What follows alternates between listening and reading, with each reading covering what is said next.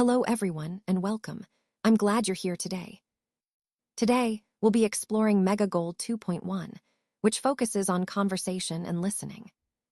Our unit is titled Working 9 to 5, and this is the first slide, so I want to give you a quick overview. We'll be discussing some key skills for effective communication, especially in workplace settings. So, stay with me, and let's get started on this important journey together. All right, let's take a look at our lesson objectives for this slide. First, we want to understand how to match words with their correct meanings. This is important because it helps us build a stronger vocabulary and improve comprehension.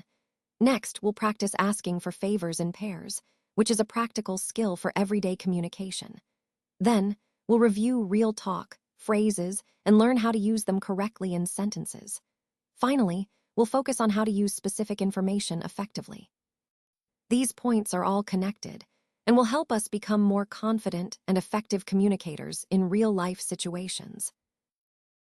So let's take a closer look at this picture.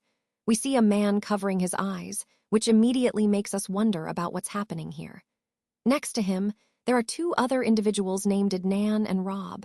So in total, there are two persons besides the man with his eyes covered. Now, what does this picture show us?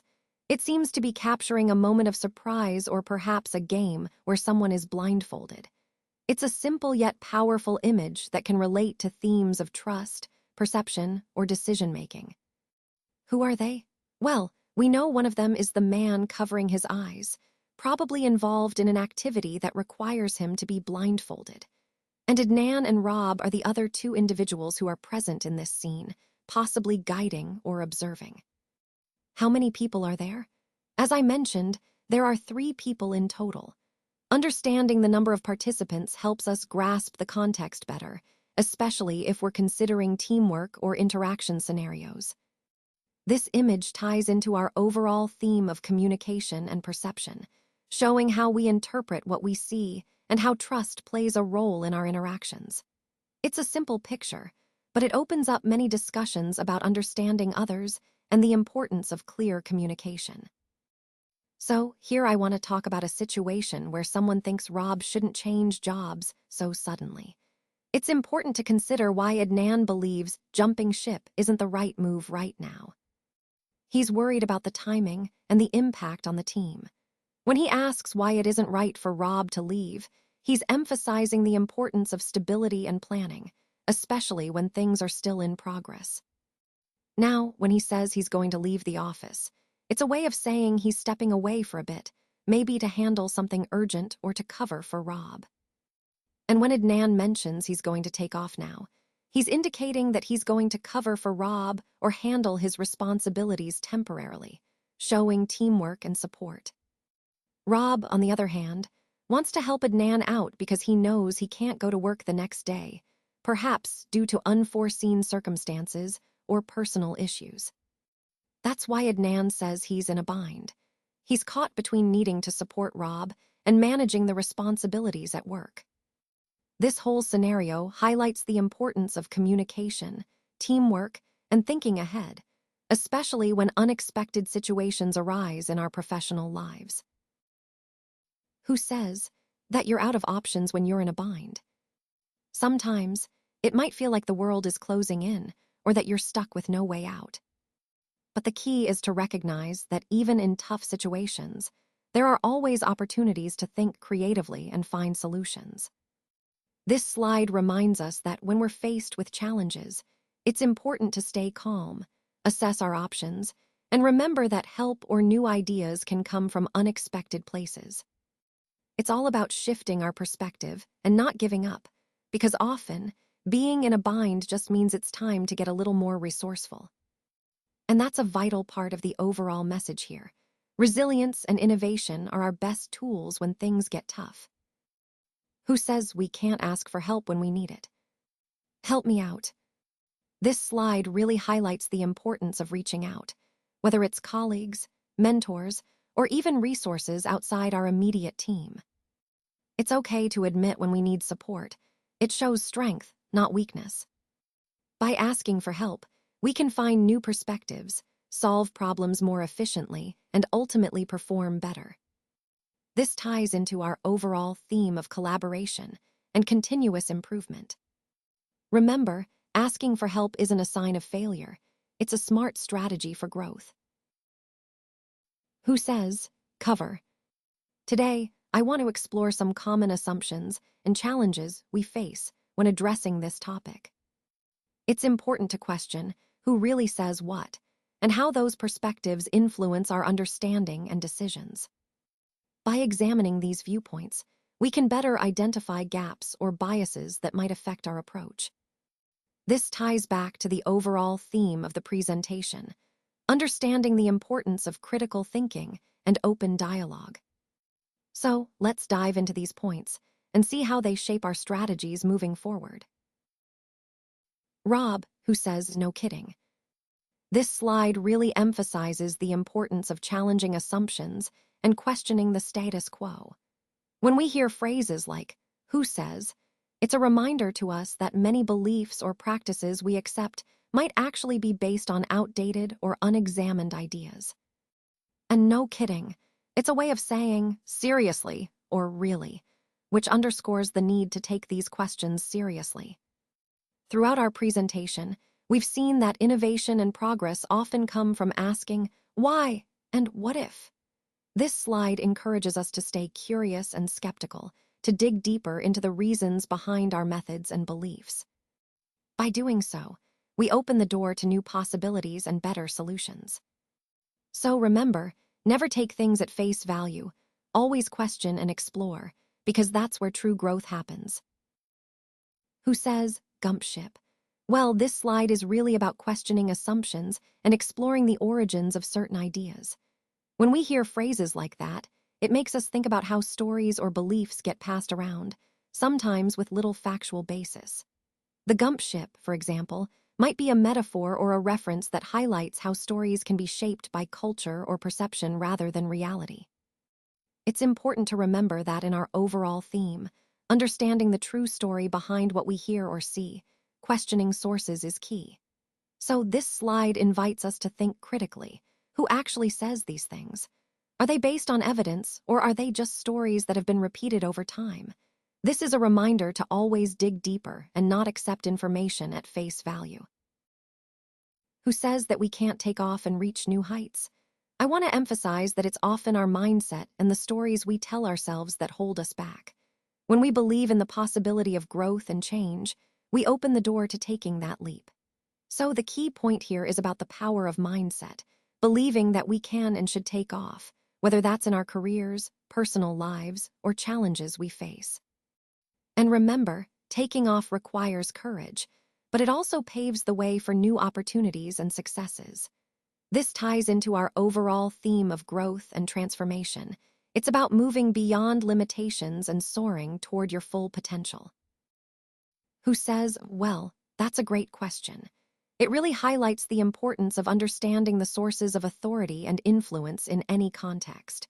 When we consider who is making the statements or claims, it can tell us a lot about the credibility and motivation behind them. This phrase emphasizes action and commitment. It's about promises and follow-through. When someone says they will do something, it's a declaration of intent, and it sets expectations. Connecting these ideas to our overall theme, it's crucial to recognize the power of language and assurance. Who says what can shape perceptions, and the willingness to follow through demonstrates reliability and trustworthiness. So, in our discussions about leadership, influence, and communication, paying attention to these nuances helps us better understand the dynamics at play. Now, let's take a moment to focus on reading the words and understanding their meanings. This step is crucial because mastering the terminology we use ensures clear communication and a shared understanding. When we break down these key terms, we can better grasp the concepts behind them and see how they fit into the bigger picture. Remember, knowing the precise meaning of these words not only helps in this presentation, but also enhances your overall comprehension of the topic. So, as we go through this, I encourage you to think about how each term connects to what we've discussed so far, and how it contributes to our overall goal of effective communication and understanding. All right, let's talk about some common expressions related to handling sensitive information and helping out in tricky situations. When you want to keep something confidential, you might say, "Keep it to yourself," meaning don't share it with anyone.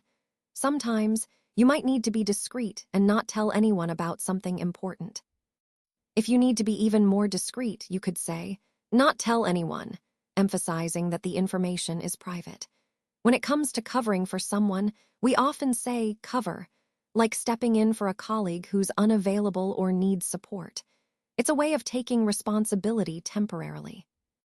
Another phrase is take someone's place, which is often used in work situations, meaning you fill in or substitute for someone else. It's a helpful way to support your team when needed. If you're asked for a favor, you might hear someone say, "Do me a favor," or "help me out." These are informal ways of requesting assistance, especially when someone's in a bind or facing a tough spot. Speaking of that, in a bind is a common phrase to describe being in a difficult or tricky situation where you need help or a solution. It's a situation where things aren't going smoothly, and you might need someone to step in or lend a hand. All these expressions connect to the overall theme of communication, whether it's about keeping information private, stepping in for others, or helping out when someone is in trouble. They highlight the importance of teamwork, discretion, and support in both professional and personal contexts. No kidding. Sometimes in the workplace, you might hear someone express surprise or skepticism with that phrase. Really? It's a common way to show disbelief or surprise about a situation. Now, jumping ship is an interesting concept. It's when someone leaves a job suddenly, often because they've found a new opportunity or just want to change. It's usually quite abrupt and can sometimes be seen as risky, but it can also be necessary. When you hear leave, think of it as simply exiting a role or position. Taking off, on the other hand, is a casual way to say, "I will do it." It's like giving a quick, informal assurance that you'll handle something.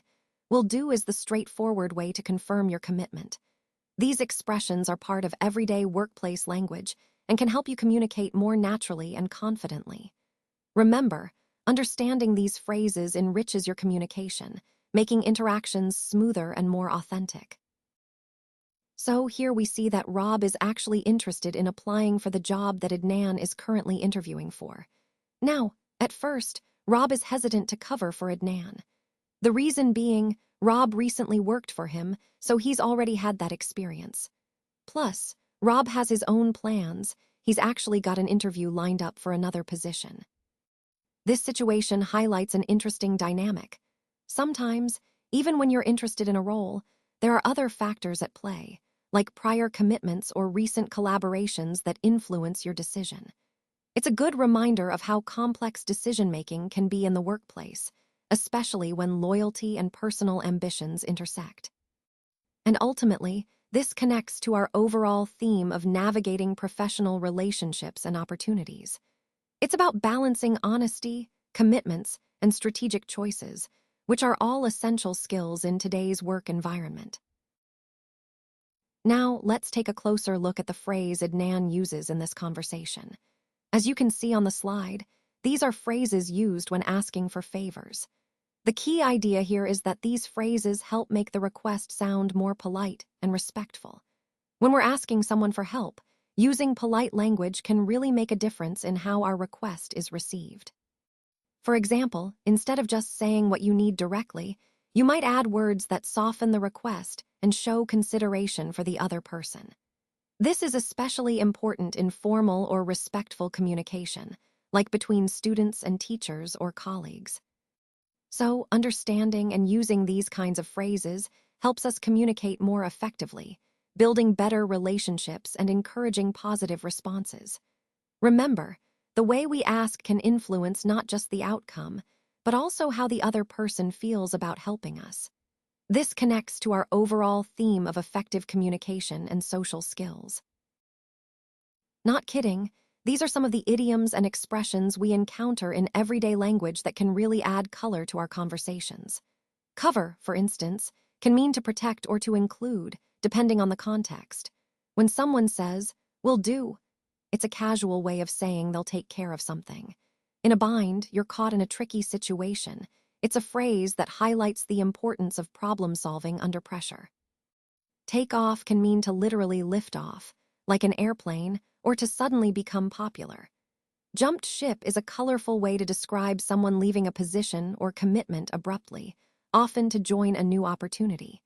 Keep it to yourself is about confidentiality, sharing secrets or sensitive information only with trusted sources. Now, understanding these expressions is essential because they reflect how we communicate more naturally and effectively. They connect to the overall theme of mastering language and communication, making our interactions more engaging and precise. Recognizing these idioms helps us navigate conversations more confidently and respond appropriately in various situations. You know, one of the challenges in this field is that repetitive efforts often go unnoticed or unappreciated, which can sometimes be discouraging. Despite that, the work is incredibly meaningful because it involves high stress and great responsibility. We're helping children, watching them grow, learn, and develop. There's a real sense of purpose in that. Creativity and flexibility are essential because each child is unique, and every situation requires us to adapt and think on our feet. And honestly, there's something truly exciting about that. Plus, there's a deep satisfaction that comes from protecting and supporting others, knowing that you're making a real difference. Ultimately, what keeps us going is that feeling of fulfillment from helping others. It's a demanding role, but it's also one of the most rewarding experiences you can have. Let's take a closer look at some key points on this slide. First, we see the letter which represents the importance of identifying core vocabulary that forms the foundation for effective communication. Moving on, the letter E highlights the need to expand this vocabulary continuously, ensuring learners can express a wider range of ideas and emotions. The D reminds us that context matters. Teaching vocabulary within relevant situations helps with retention and practical use. Next, B emphasizes the role of engaging activities in making vocabulary learning enjoyable and memorable. Then, H points to the importance of personalized learning. Tailoring vocabulary to individual interests boosts motivation. The F signifies the need to reinforce new words regularly, integrating them into daily use to solidify understanding. Moving forward, C reminds us to encourage active usage, speaking, writing, and applying new vocabulary in real-life scenarios. Lastly, G underscores the overall goal, building a robust vocabulary that empowers learners and enhances their confidence in communication. When we connect these points, it becomes clear that vocabulary building is not just about memorizing words, but about creating meaningful, practical language skills that support lifelong learning. Let's take a moment to discuss the homework related to this content. On slide 20, we're referring to page 268, which covers exercise H. The key here is to understand how this exercise reinforces the concepts we've covered today. It's designed to help you apply what you've learned in a practical way. I encourage you to approach it thoughtfully, making connections to the overall themes we've discussed. Remember, consistent practice is essential to truly grasp these ideas. So, when you work through this exercise, focus on how it ties into the bigger picture and helps solidify your understanding. This is an important step in your learning journey, so take your time and engage with the material actively.